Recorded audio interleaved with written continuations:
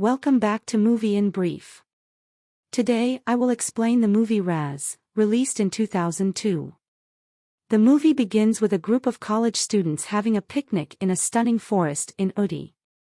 One of the girls, Nisha in that group, dies after being attacked under mysterious circumstances outside a bungalow in front of the forest. She had attacked her boyfriend too, who, though injured, managed to live on. She was rushed to the hospital, where just before dying, her facial look and voice changed completely for a short while, thus confusing all the attending doctors. Professor Agni Swaroop, who is supposedly an expert in phenomena involving the unexplained and the supernatural, is called by the police to look into the matter. Professor Swaroop and the police visit the forest at the same place where Nisha was attacked, and after investigating from Nisha's boyfriend, Professor Swaroop declares that she was attacked by a spirit. He continues on to say that this spirit has awakened for a reason and will not stop until that goal is completed. The story then shifts to Sanjana Dhanraj and Aditya Dhanraj at a business party in Mumbai, where Aditya appears to be too busy to notice his wife's want to speak with him. She snatches the car keys from Aditya's pocket and leaves the party to return home. On her frantic drive home, she hears a voice in her head and loses control of the car. However, miraculously, she escapes the accident unscathed. After her recovery, Sanjana asks her husband for a divorce. Aditya, however, realizes his fault and suggests a vacation to work out their problems. He offers Sanjana a trip to any corner of the world for some days, and Sanjana chooses to return to Ooty, where their relationship first began, to save their failing marriage. In Ooty they stay in the same bungalow behind which Nisha was attacked. Initially, the couple enjoy their stay at the cottage, but soon Sanjana starts experiencing mysterious things, such as hearing a woman screaming in the forest behind the cottage and inexplicable falling of objects. She later learns that their housekeeper's husband, Robert, also used to hear strange voices from the forest, and that he ran from the house in fear once he could bear it no more. She discusses her issues with her friend Priya, a local girl, who recommends Sanjana to go see Professor Swaroop. Professor Swaroop arrives at the cottage and after a short investigation announces the presence of a spirit in the house. He also tells Sanjana about the earlier incident involving the girl who was attacked and killed by an evil spirit in those very woods. He then revisits the same spot in the forest where Nisha was attacked, this time accompanied by Priya and Sanjana.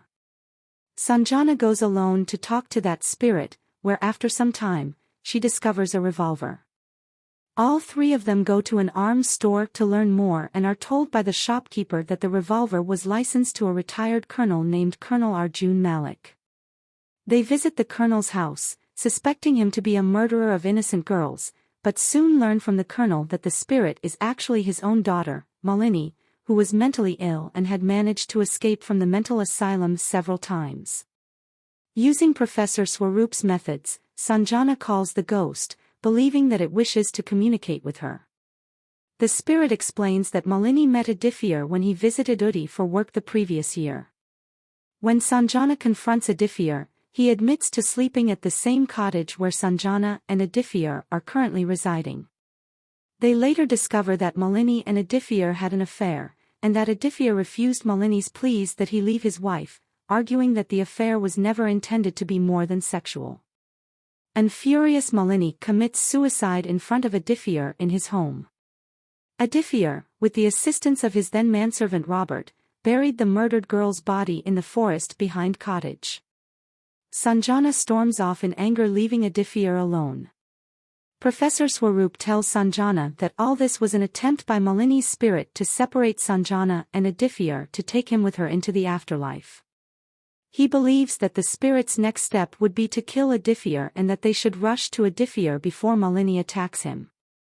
Sanjana goes to Aditya and tells him that she is doing this just to save him and that they should leave for Mumbai in their car immediately.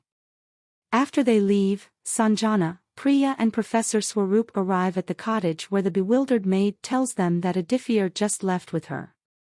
Professor Swaroop realizes that the earlier Sanjana was Malini's spirit in disguise and they rush after the car.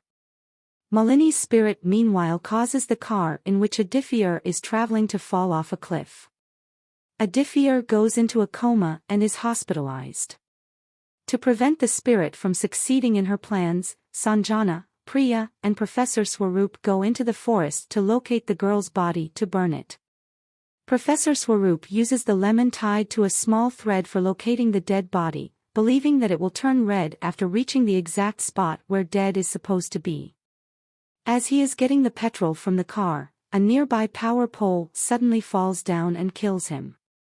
After some time, a possessed Professor Swaroop arrives at the spot and gives the can full of petrol to Sanjana. Suddenly Professor Swaroop attacks the two girls with a hoe, but they somehow manage to escape the attack. While pursued by the ghost, Sanjana finds the dead body of their old servant Robert hung on a tree. Suddenly Professor Swaroop approaches her from behind and attempts to kill her with the hoe, but she manages to flee to the car. She tries to start it, but the ghost attacks her from the car's roof, and Sanjana violently wounds the ghost. Sanjana, armed with a can of fuel, rushes towards the dead body while a ghost pursues her, and eventually burns it down.